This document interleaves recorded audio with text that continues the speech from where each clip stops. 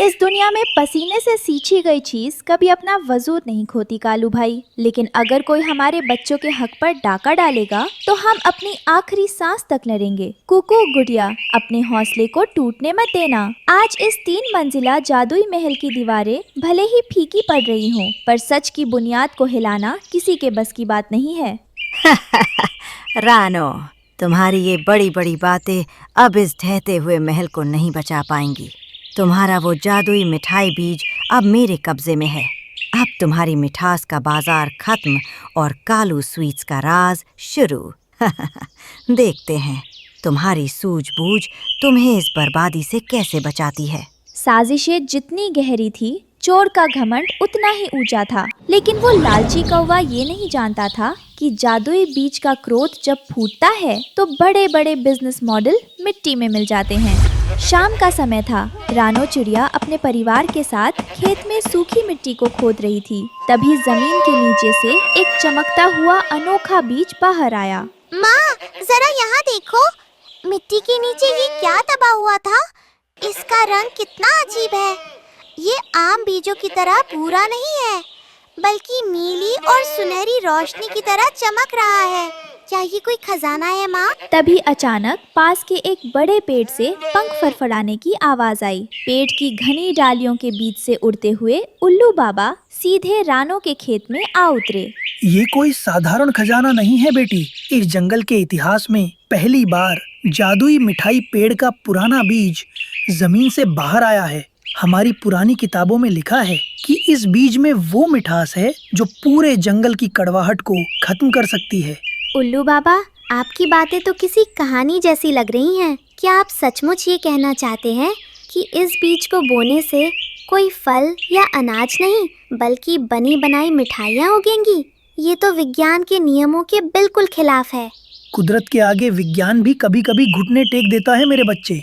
लेकिन एक बात याद रखना, ये जादुई पेड़ अपनी मिठास केवल तभी बिखेरेगी जब इसकी देखभाल पूरी ईमानदारी और मेहनत से की जाएगी। अगर इसमें जरा सा भी लालच मिला तो इसका अंजाम बहुत बुरा होगा। बाबा की बातों को हल्के में मत लो बच्चों। कुदरत ने अगर हमें चुना है तो हमारी नीयत का भी इम्तिहान होगा। चलो टूनू चिड़ा जी, इस बीज को खेत के सबसे सुरक्षित हिस्से में बो देते हैं और देखते हैं कि आने वाला कल हमारे लिए क्या लेकर आता है। दिन बीतते गए और रानो की मेहनत रंग लाने लगी। खेत के बीचों बीच से एक ऐसी विशाल पेड़ विकसित हुई जिसे देखकर जंगल के बड़े बड़े वनस्पति शास्त्री भी दंग रह गए। अरे रानो बहन, मैं तो अपनी आंखों पर यकीन ही नहीं कर पा रही हूँ। इस पेड़ के फूलों को देखो, ये तो बिल्कुल ताज़ा और रसीली जलेबियाँ हैं और इसके पत्तों से बर्फी जैसी खुशबू आ रही है। पूरे सुंदर वन में ऐसी खुशबू पहले कभी नहीं फैली। बिल्कुल सही कह रही हो बुलबुल। जरा ऊपर की डालियों को तो देखो, वहाँ गोल गोल लड्डू लटके हुए हैं और रसगुल्लों के पूरे गुच्छे हवा में झूल रहे हैं। रानो, तुम तो रातों रात इस जंगल की सबसे अमीर पंछी बन सकती हो अगर तुम इन्हें बाजार में बेचो। हरिया भाई, जो चीज हमें कुदरत से मुफ्त में तोहफे के रूप में मिली हो उसका व्यापार करना सही नहीं है। ये मिठास पूरे जंगल की है। आज से इस पेड़ की हर एक मिठाई पर हर उस पंछी का हक है जो इस जंगल का बाशिंदा है। बंटी भाई, बबली बहन, आओ और अपनी पसंद की मिठाइयाँ ले जाओ। रानो बहन, तुम्हारी सोच सचमुच बहुत ऊंची है। बाजार के दुकानदार तो एक एक दाने के लिए हमसे मोल भाव करते हैं और तुम इतनी महंगी मिठाइयाँ सबको मुफ्त में बांट रही हो। इस जंगल के सभी पंछी तुम्हारे इस उपकार को हमेशा याद रखेंगे। पूर्णिमा की रात आई और आसमान का चांद जब अपनी पूरी फॉर्म में था, तब उस जादुई पेड़ के अंदर एक जैविक बदलाव होने लगा। सुबह जब सूरज की पहली किरण जमीन पर पड़ी तो वहाँ का नजारा पूरी तरह बदल चुका था। मम्मी, पापा, जल्दी बाहर आकर देखिए, हमारी पेड़ कहाँ गई? यहाँ तो एक बहुत बड़ा 3 मंजिला आलीशान महल खड़ा हो गया है। इसकी छत तो पूरी तरह बड़े बड़े पीले लड्डुओं से बनी है और दीवारें चांदी के वर्क वाली बर्फी से चमक रही हैं। और भैया, इसका दरवाजा तो डार्क चॉकलेट का है और खिड़कियों पर जलेबी की नक्काशी की गई है छत से कैंडी का एक विशाल झूमर लटका है जिसमें से सतरंगी रोशनी निकल रही है। ये तो किसी राजा का किला लग रहा है। रानो, हमारे बच्चों का सपना सच हो गया। लेकिन ये महल जितना आलीशान है, इसकी सुरक्षा की जिम्मेदारी उतनी ही बड़ी है। पूरे जंगल के लोग इसे देखने आ रहे हैं। हमें इस बात का ध्यान रखना होगा कि इस मिठास को किसी की बुरी नजर ना लगे। जहाँ खुशियाँ होती हैं, वहाँ स्वार्थ और ईर्ष्या भी अपने पैर पसारने लगती है। दूर सूखे पेड़ की डाल पर बैठा कालू कौवा इस पूरे साम्राज्य को एक बड़े बिजनेस मॉडल की तरह देख रहा था। गौरी, जरा नीचे का नजारा तो देखो। रानो के उस मिठाई वाले घर को देखने के लिए पूरे जंगल के वीआईपी पंछी लाइन लगाकर खड़े हैं और वो बेवकूफ चिड़िया सबको मुफ्त में माल बांट रही है। ये तो सीधे सीधे बिजनेस के नियमों का कत्ल है। तुम ठीक कह रहे हो कालू। अगर हम इस मौके का फायदा उठाएं और जंगल के बीचों बीच एक बड़ी मॉडर्न दुकान खोल दे, तो जो लोग रानो की लाइन में खड़े होकर थक जाते हैं, वे सीधे हमारे पास आएंगे। हम ब्रांडेड मिठाइयाँ बेचकर खूब मुनाफा कमा सकते हैं। पिताजी, माँ की योजना तो अच्छी है, लेकिन रानो आंटी की मिठाइयों का स्वाद जादुई है। उनका मुकाबला करने के लिए हमें भी दिन रात मेहनत करनी होगी और शुद्ध सामान बनाना होगा, वरना बाजार में हमारा टिकना मुश्किल हो जाएगा। तुम अभी बच्चे हो जग्गू, तुम्हें व्यापार की कूटनीति नहीं पता। बाजार सिर्फ स्वाद से नहीं, बल्कि सही मार्केटिंग और चकाचौंध से चलता है। आज ही बोर्ड तैयार करवाओ, कालू स्वीट्स एंड नमकीन। हम ऐसा बिजनेस सेट करेंगे कि रानो की मुफ्त वाली दुकान बंद हो जाएगी। कुछ ही दिनों में जंगल के मुख्य चौक पर कालू स्वीट्स की भव्य दुकान खुल गई। शीशे के काउंटरों में रंग बिरंगे रसगुल्ले, गुलाब जामुन और पेड़े सजाए गए। शुरुआत में ग्राहकों की भारी भीड़ उमड़ पड़ी। आइए आइए, हरिया तोता जी, बंटी भाई, कालू स्वीट्स में आपका स्वागत है। हमारे यहाँ शहर के कारीगरों द्वारा बनाई गई हाई क्वालिटी बर्फी और कड़क जलेबियाँ हैं। रानो के यहाँ तो आपको घंटों इंतजार करना पड़ता है, यहाँ आपको वीआईपी सर्विस मिलेगी। स्वाद तो ठीक है कालू भाई, और दुकान का सेटअप भी बहुत शानदार है। चलो, इस बार तो हम यहीं से सामान खरीद लेते हैं।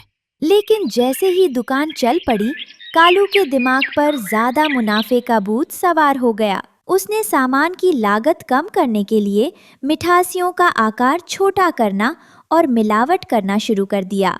कालू भाई, ये क्या मजाक है? पिछले हफ्ते जो रसगुल्ला आपने दिया था, उसका आकार आज आधा रह गया है और इस लड्डू का स्वाद भी पुराना और फीका लग रहा है। क्या आपने इसमें चीनी की जगह कुछ और मिलाया है? अरे बंटी भाई, बाजार में मंदी चल रही है, कच्चे माल के दाम आसमान छू रहे हैं। इतने कम पैसों में आपको इससे बेहतर सामान पूरे जंगल में कहीं नहीं मिलेगा। लेना है तो लीजिए, वरना आगे बढ़िए। कालू भाई, तुम्हारा ये घमंड तुम्हें ले डूबेगा। तुम ज्यादा पैसे कमाना चाहते हो, पर क्वालिटी से समझौता कर रहे हो। हम यहाँ दोबारा कभी नहीं आएंगे। इससे बेहतर तो रानो बहन का घर है, जहाँ भले ही वक्त लगता है, पर शुद्धता और प्यार मिलता है। कालू की दुकान के ग्राहक धीरे धीरे कम होने लगे। उधर रानो ने अपने मिठालीस वाले घर में हर रविवार को मुफ्त मिठाई उत्सव शुरू कर दिया था, जहाँ कुकू और गुड़िया सभी बच्चों को प्यार से ताज़ा पकवान परोसते थे। गोरी, हमारा बिजनेस डूब रहा है, घाटा रोज बढ़ता जा रहा है। उस चिड़िया ने जो मुफ्त का जाल बिछाया है, उसकी वजह से कोई मेरी दुकान पर पैर भी नहीं रख रहा। मुझे समझ नहीं आता कि उसका स्टॉक कभी खत्म क्यों नहीं होता।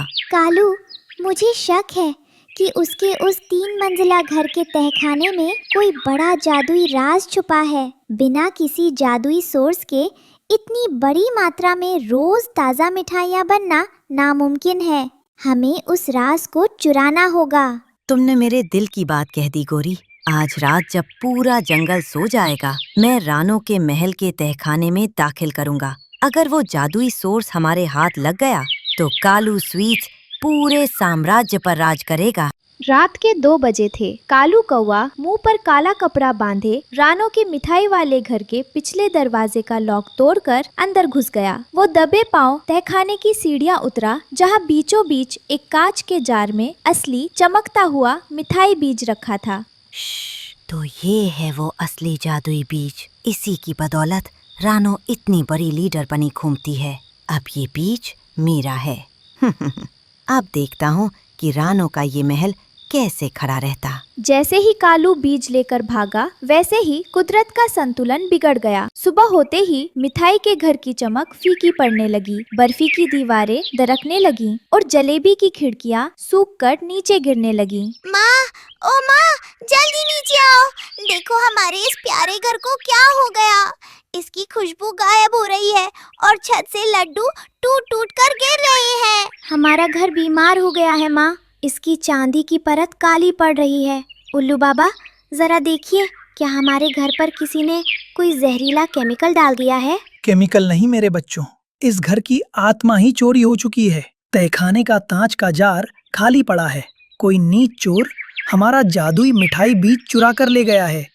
बिना उस मूल बीज के ये पूरा साम्राज्य कुछ ही घंटों में मिट्टी में मिल जाएगा। पूरे परिवार में हड़कंप मच गया। रानो, टूनू, गुड़िया और कुकू तुरंत सुराग ढूंढने के लिए बाहर निकले। महल के पिछले रास्ते पर उन्हें जमीन पर कुछ ताजा रसगुल्ले गिरे हुए मिले। बच्चों, इन गिरे हुए रसगुल्लों को ध्यान से देखो। इनके ऊपर का वर्क और इनकी बनावट हमारे घोंसले की है। चोर जल्दबाजी में इन्हें गिराता हुआ गया है। हमें बस इन निशानों का पीछा करना है। निशानों का पीछा करते हुए वे सीधे कालू स्वीट्स के पिछले दरवाजे पर पहुँचे। रानो ने जोर से दरवाजा खटखटाया। कालू अंदर पसीने से लथपथ खड़ा था। कालू भाई, दरवाजा खोलो। हमें पता है कि तुम अंदर ही हो। तुमने रात के अंधेरे में हमारे घर की मर्यादा को तोड़ा है। हमारा जादुई बीज वापस करो, वरना हमें पंचायत बुलानी पड़ेगी। रानो, तुम मुझ पर झूठा इल्जाम लगा रही हो। मैंने तुम्हारी किसी चीज को हाथ भी नहीं लगाया।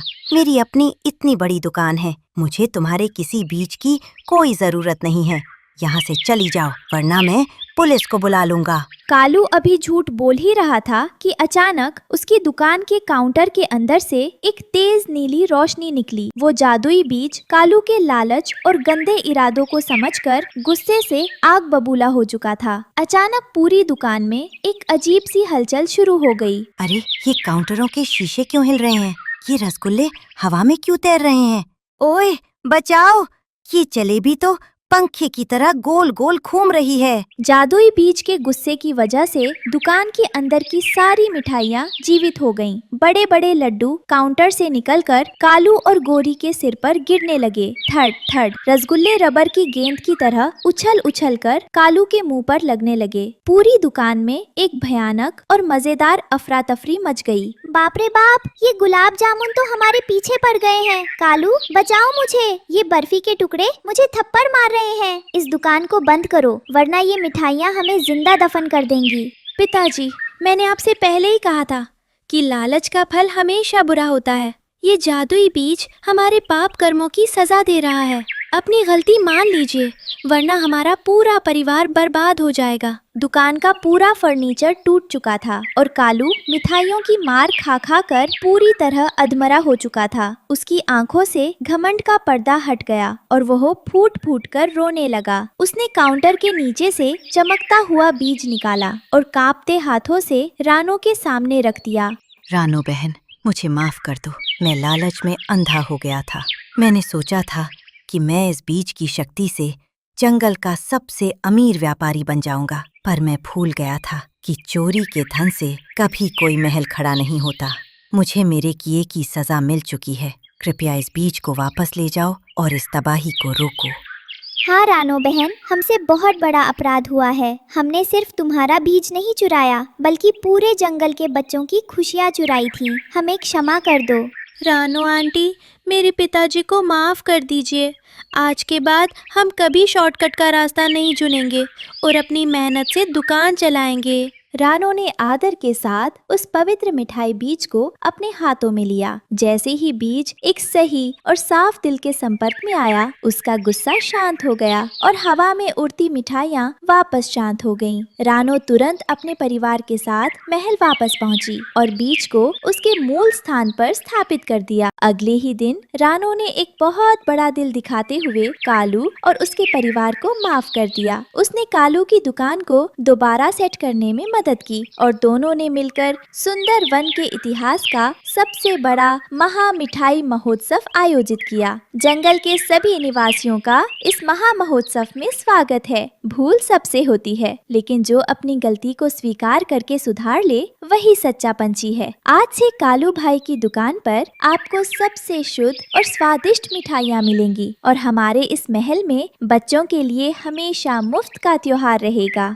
हाँ काऊ। प्यारे बच्चों, चलो चलो सब लाइन में लग जाओ।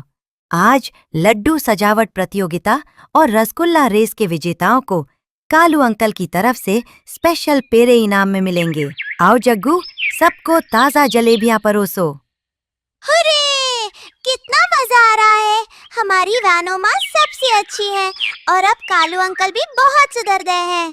चलो सब मिलकर डांस करते हैं। पूरा सुंदर वन सतरंगी रोशनी और मिठाइयों की खुशबू से सराबोर हो चुका था। सारे पंछी हवा में उड़कर एकता और खुशी का जश्न मना रहे थे। तो मेरे प्यारे दोस्तों, इस अनोखी कहानी से हमें ये बहुत बड़ी सीख मिलती है कि लालच से मिली चीज और शॉर्टकट की कामयाबी कभी ज्यादा देर नहीं टिकती। जो इंसान ईमानदारी, मेहनत और दूसरों की भलाई को अपना हथियार बनाता है, उसका आशियाना कुदरत हमेशा सुरक्षित रखती है। हमेशा सच के रास्ते पर चलो और सबके साथ मिलकर खुशियाँ बांटो।